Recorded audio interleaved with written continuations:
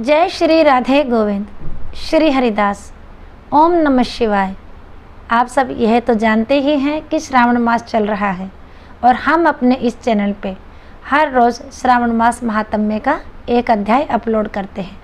और आज इस वीडियो में हम श्रावण मास महात्म्य का अध्याय 12 सुनेंगे, जो स्वयं बाबा भोलेनाथ ने ब्रह्मपुत्र सनत कुमार को सुनाया है। इससे पिछले अध्याय 11 में देवों के देव महादेव ने ब्रह्मपुत्र सनत कुमार को श्रावण मास की तिथियों के महात्म्य, रोटक व्रत और द्वितीय तिथि के व्रत की विधि का वर्णन सुनाया था। और आज के इस अध्याय 12 में हम स्वर्ण गौरी व्रत का वर्णन सुनेंगे और साथ ही इस व्रत की कथा भी सुनेंगे।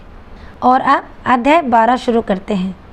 श्री भगवान शंकर ने श्री सनत कुमार से कहा, हे ब्रह्मपुत्र, अब मैं स्वर्ण गौरी का शुभ व्रत कहूँगा।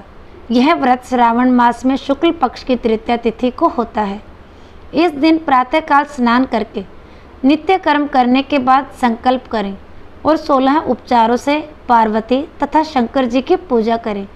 इसके बाद भगवान शिव से प्रार्थना करें, हे देवादिदेव आइए, हे जगतपते मैं आपसे प्रार्थना करता हूँ, हे सुरसत्तम मेरे द्वारा की गई पूजा को आप स्वीकार करें। इस दिन भवानी पार्वती की प्रसन्नता और व्रत की पूर्णता के लिए 16 बायन पति पत्नियों को दान में प्रदान करें और कहें, द्विज श्रेष्ठ की प्रसन्नता के लिए मैं यह बायन प्रदान करता हूँ।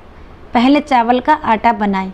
चावल के आटे से बनाए गए 16 मीठे पकवान बांस की 16 टोकरियों में सजाकर उसके साथ वस्त्र आदि रखकर स्वर्ण अलंकार आदि से सजाकर अपनी पत्नी सहित ब्राह्मणों को बुलाकर अपने सम्मुख बिठाकर बोलें, मैं व्रत को पूरा करने के लिए, फल प्राप्त करने के लिए यह आपको देता हूँ। वस्त्र आभूषण अलंकार आदि से परिपूर्ण पतिव्रत धर्म सहित शाभन सुहासिनी इसे ग्रहण करें। इस प्रकार 16 वर्ष तक अथवा 8 वर्ष तक या 4 वर्ष या 1 वर्ष तक इस व्रत को करके शीघ्र ही इसका उद्यापन कर देना चाहिए। पूजा के अनंतर कथा का श्रवण करके वाचक की विधिवत पूजा करनी चाहिए। सनत कुमार जी ने भगवान श्री सदाशिव से कहा, हे प्रभु, इस व्रत को सर्वप्रथम किसने किया, इसका महात्म्य क्या है और इसका उद्यापन किस प्रकार करना चाहिए, यह सब आप मुझे बताएं। भगवान भोलेनाथ ने कहा, हे महाभाग, आपने उत्तम बात पूछी है। अब मैं आपके समक्ष मनुष्यों को सभी संपदाएं प्रदान करने वाले स्वर्ण गौरी नामक व्रत का वर्णन करता हूँ।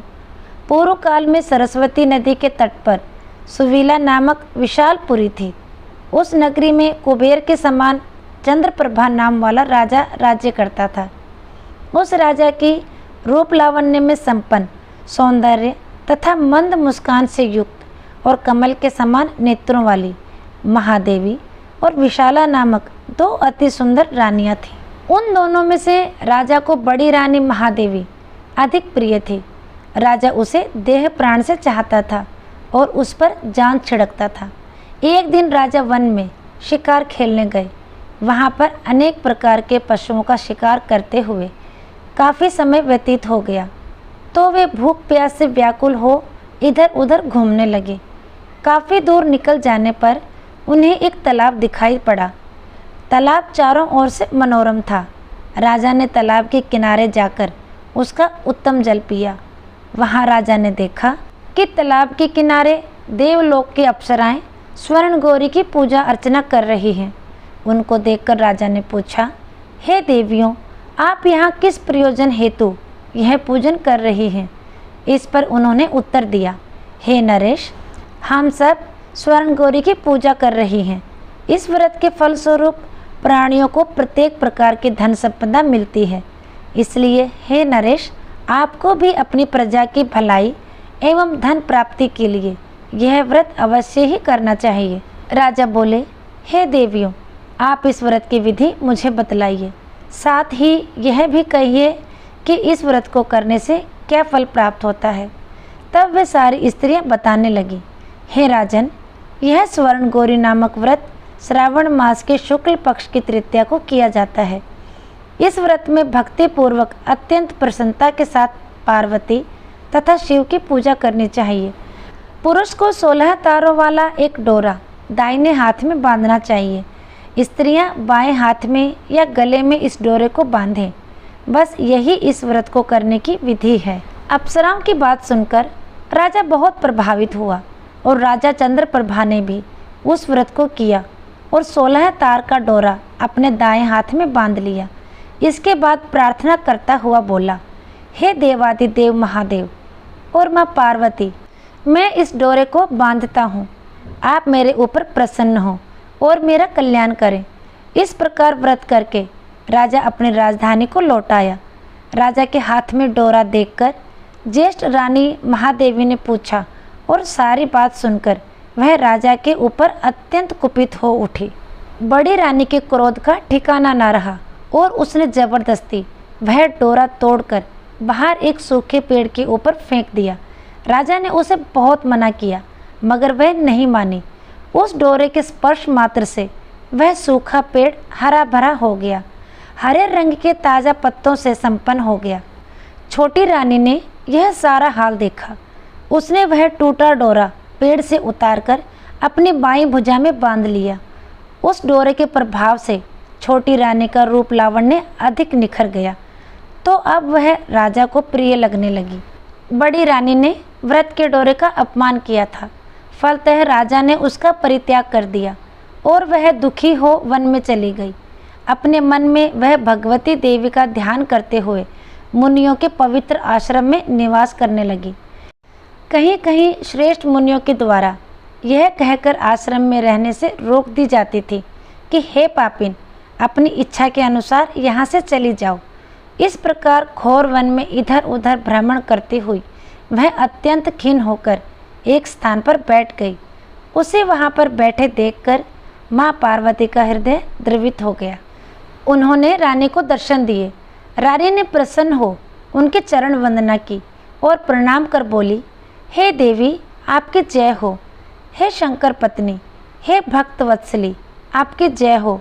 आपको बारंबार प्रणाम है। हे मंगले, आप वंदनीय हैं। हे देवी, आपकी जय हो। आपको नमस्कार है। हे भक्तों को वर देने वाली, आपकी जय हो। शंकर के वाम भाग में विराजने वाली, आपकी जय हो। हे मंगल मंगले, आपकी जय हो। रानी के इस प्रकार देवी की अर्चना करने से देवी प्रसन्न हुई और रानी को बताया कि ये सब पूजा के पवित्र डोरे का अपमान करने के कारण हुआ। फिर रानी ने देवी से क्षमा याचना की और पूरे भक्ति भाव से माँ गौरी की अर्चना करके व्रत किया इस व्रत के प्रभाव से राजा जंगल में गया और बड़ी रानी को वापस महल में ले आया। इसके बाद देवी की कृपा से उसकी सभी मनोकामनाएं पूर्ण हुई। राजा सभी समृद्धियों से संपन्न होकर उन दोनों के साथ पूर्ण रूप से राज्य करने लगे। अंत में राजा ने उन दोनों रानियों सहित शिव पद को प्राप्त किया। शिव बोले, हे पुत्र, इस प्रकार जो भी प्राणी स्वर्ण गौरी का व्रत नियम अनुसार करता है वह मुझे तथा पार्वती को अत्यंत प्रिय लगता है। भूलोक में उस पर लक्ष्मी की वर्षा होती है, उसके समस्त दुश्मनों का विनाश होता है। अंतकाल में वह भव बंधन से मुक्त हो शिवधाम जाता है। हे सनत कुमार, अब आप सावधान होकर इस व्रत के उद्यापन की विधि सुनिए। शुभ तिथि, शुभ वार, चंद्रबल व ताराबल हो जाने पर मंडप में अष्टपत्र कमल पर अनाज से परिपूर्ण कलश रखकर उस पर तांबे का पात्र जो 16 पल का हो उसे रखें। उस पर भी एक बड़ा पात्र रखें जो तिल से परिपूर्ण हो। सबसे ऊपर शिव पार्वती की प्रतिमाएं रखें। उनके साथ 2 सफ़ेद वस्त्र तथा यज्ञोपवीत भी रखें। विधि अनुसार वेद मंत्रों से पूजा करें। रात्रि जागरण भी करें। दूसरे दिन प्रातःकाल पूजा करने के बाद होम करें। सर्वप्रथम ग्रह होम करके प्रधान होम करें। तब 1000 अथवा 100 आहुतियाँ दें जो मिश्रित तिल को घी में मिलाकर बनी हो। आचार्य का पूजन करके उसे वस्त्र, आभूषण, गऊ आदि दान में दें। इसके बाद ब्राह्मणों को भोजन कराना चाहिए। साथ ही 16 दंपतियों को भी भोजन कराना चाहिए। तब 16 बायना दान करें और ब्राह्मणों को भी अपने धन की क्षमता के अनुसार स्वयं पत्नी सहित दक्षिणा दें। अंत में हर्ष उल्लास से युक्त होकर बंधुजनों के साथ स्वयं भोजन करना चाहिए। इस प्रकार श्री स्कंद पुराण के अंतर्गत ईश्वर सनत कुमार संवाद में श्रावण मास महात्म्य में तृतीया में स्वर्ण गौरी व्रत कथन नामक 12वां अध्याय समाप्तम। अगर आपको मेरी ये वीडियोस अच्छे लगते हैं तो इसे फ्रेंड्स फैमिली में ज़रूर शेयर करें, वीडियो को लाइक और चैनल को सब्सक्राइब भी कर लें। फिर मिलेंगे अगले वीडियो में, तब तक के लिए सभी को प्रेम भरी राधे राधे। ओम नमः शिवाय।